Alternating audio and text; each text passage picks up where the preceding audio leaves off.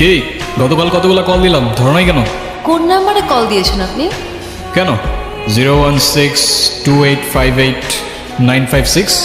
আর এটা তো আমার নাম্বারই না। আমার নাম্বার তো 01788256155। ওকে। এই এক সেকেন্ড, আমি আপনাকে নাম্বার কেন দিলাম?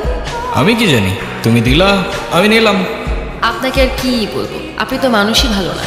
কেন? আমি আবার কি করলাম? সেদিনই তো সব দেখলাম। আচ্ছা, সেদিন আপনি কাউকে কোনো কিছু বলেন নাই কেন? যদি বলতাম তাহলে আর তোমাকে বাঁচিয়ে রাখতে পারতাম না।